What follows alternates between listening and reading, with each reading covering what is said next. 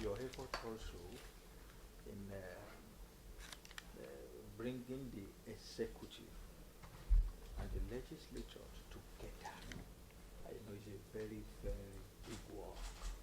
But because you are part of our terrain, and now you are out there, our aim is that definitely you are representing us, sir. You are representing us there. And therefore, we expect that no matter what it is, you still go further in cementing and maintaining the relationship that we have with the executive. Honestly, I must confess to you, for you to have branch here, don't be surprised, sir, that you just use the office anytime.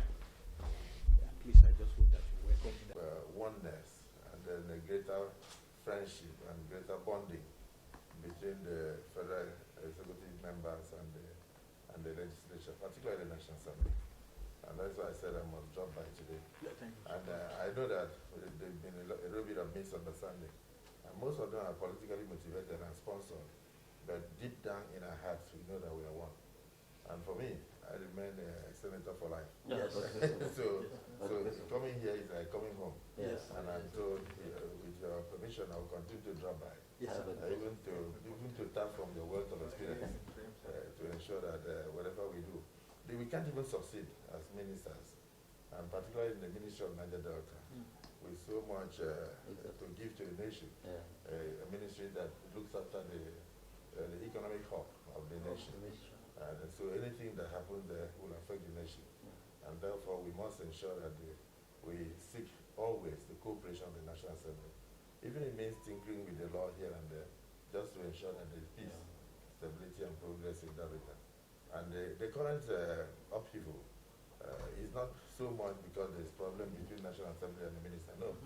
It is because of the call by the governors for forensic audit of the national NDDC, which is the only parastatal under the ministry. That people need to be assured that it is not a wish hunt.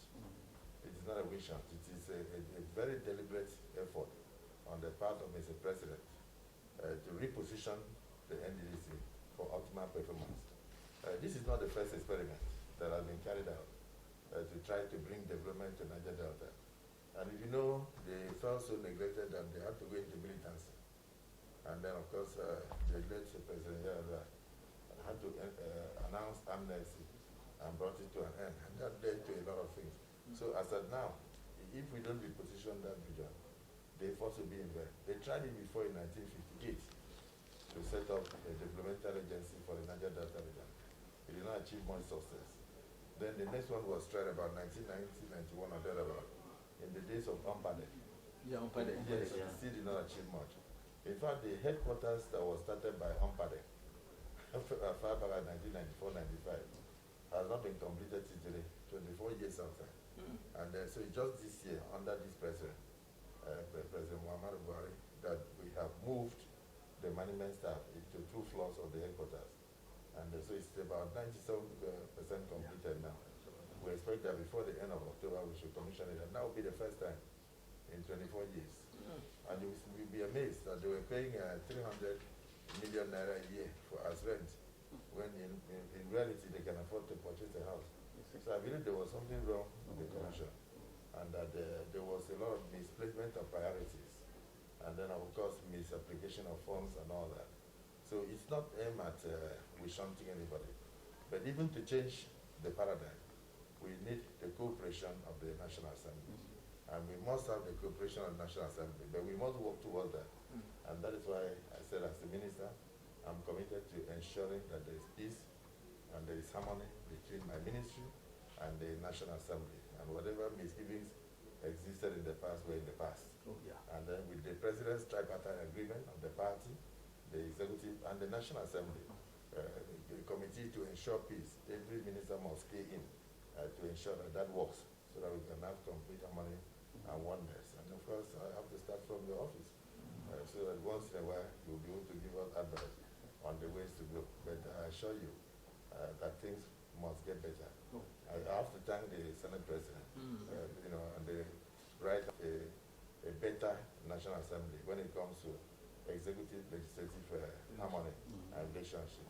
I think things are not delayed here. Budgets are no longer delayed for 7, 8 months and all that. So under your tenure, you are going to enjoy bliss and peace with members of the executive, because we now have a more cordial relationship between the National Assembly and the executive. And this can only be for the betterment of Nigerians. But what are we here for? We are just here to improve the nation for future Nigeria. So we can leave a legacy of peace and a prosperous nation. So I really thank all of you for the honor. And may God continue to bless you. Thank you so much. Congratulate him on the elevation, and then to say my regards, and of course solicit the continuous cooperation of the National Assembly towards the development of the Niger Delta in all sense. And in any case, you know, I'm a senator, so seeing me in the National Assembly should not be a surprise. Should it be a surprise? No. As a former minority leader of the Senate and a distinguished senator, I believe I'm a senator for life. So even nobody will call me Governor Akpabio. They will always refer to me as Senator Godswill Akpabio. So this is like homecoming. And the National Assembly ought to have resumed today, but they postponed it. So I had intended that as soon as the resumption takes place, that I'll be here. It's part of my efforts to support the President's decision that there must be a much more cordial relationship between the executive and the legislature. In fact, the President recently set up a tripartite committee made up of the party, the National Assembly, and the executive to ensure oneness, because we are all running one government, and it's important that we all remember that whatever we do is that we want to leave a legacy for Nigeria, and we can't do this if all the arms of government are not cooperating. And so far, I believe that whatever disagreement could have occurred between my own ministry and the National Assembly must have been as a result of mischief, and that mischief must be put to rest so that we can work in one accord for the sake of the nation. You know, as the governor of my state, whatever achievements we made were collective efforts. That is the House of Assembly working closely with my administration. And so whatever achievement we are going to make in the NDDC, by implication the Niger Delta region, will require the cooperation of the entirety of the National Assembly. By that I mean the Senate, the House of Reps, all combined together, the National Assembly. And that's the only way we can make progress. So you're wrong. That wasn't what the Honorable Speaker demanded. The Speaker wanted to know whether there was undue influence from any section of the National Assembly in respect of contract in the NDDC. He did not say whether they were contractors. So I'm hearing it from you. National Assembly, we must ensure that there is harmony between the legislature and the executive, and that harmony has existed. In fact, I was just talking to the clerk of the National Assembly that today we have a better National Assembly, by implication the Senate and House of Reps, in terms of executive-legislative harmony, in terms of cordiality. And so if here and there, even in a family, sometimes a husband and a wife could have issues, and sometimes brothers and sisters could have issues, but it is the way they resolve the issues that makes the family strong. My presence here is to re-emphasize that I'm a senator forever, and therefore the National Assembly remains my home. And so the issue of whether you go to this arm or that arm would not arise. It is totality of the National Assembly. That harmony must occur between the executive and the legislature. Deemed it right to come and pay a courtesy call to the clerk of the National Assembly, who just resumed his office, and in his wisdom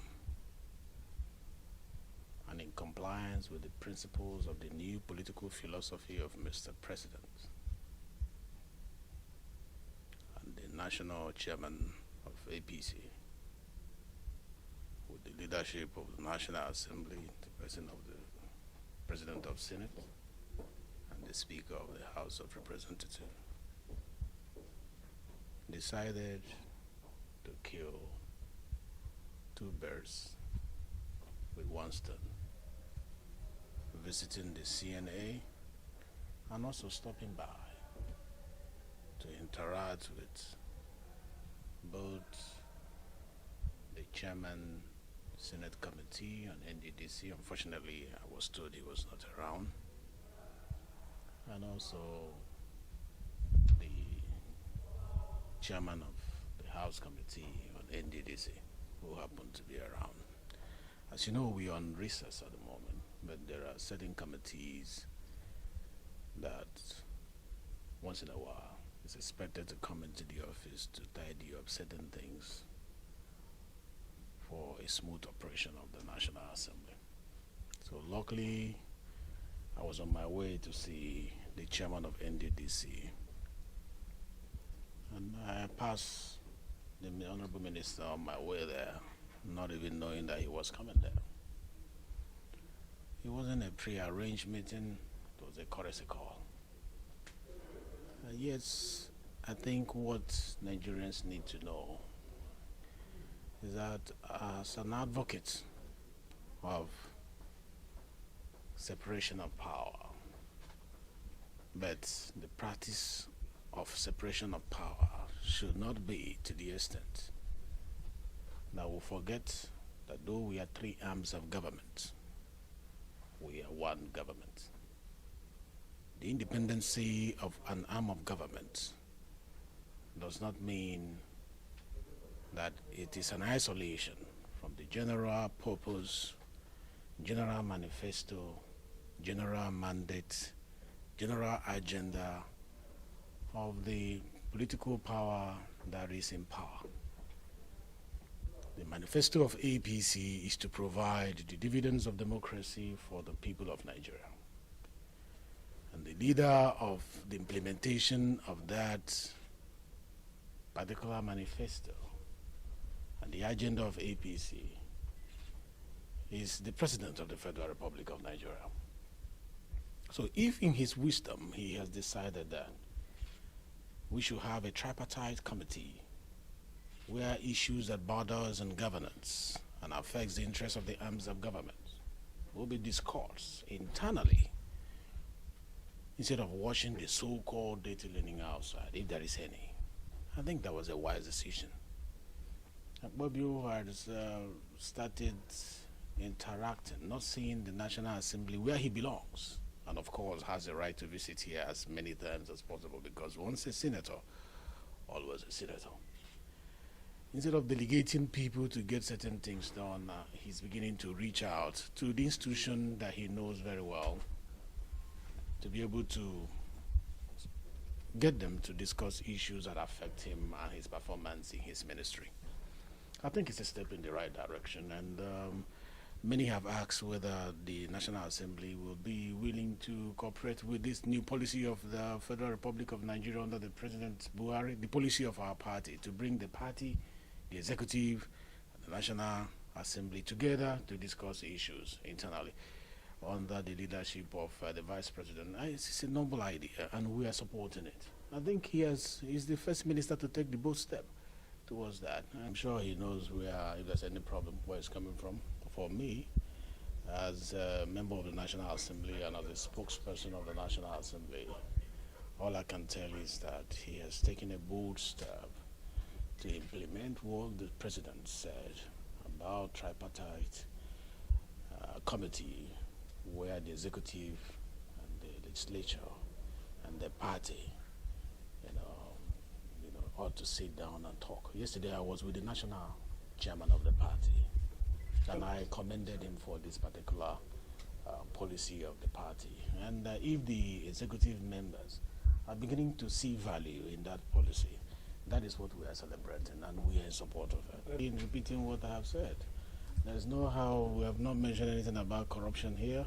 We've not mentioned anything we discussed there, and you are just putting it to me that we are going to jettison corruption. That is a word too far that you have spoken. All I have said, and I will continue saying, is that the executives and the legislative though independent arms of government, but they remain in one government.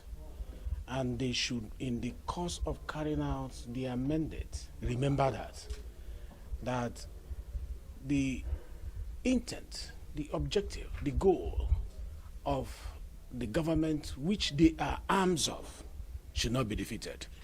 And any arm that is, any member of each of the arm that is reaching out to make sure that issues are addressed, issues are well sorted, I think it should be commendable.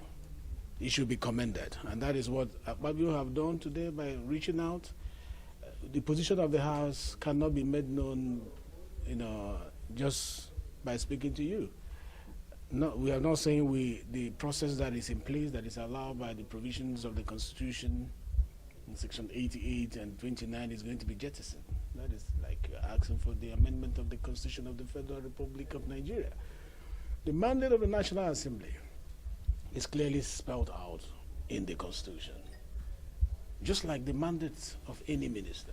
But we are saying, in carrying out those mandates, we should always remember that we are of the same family, APC, and also we are under the same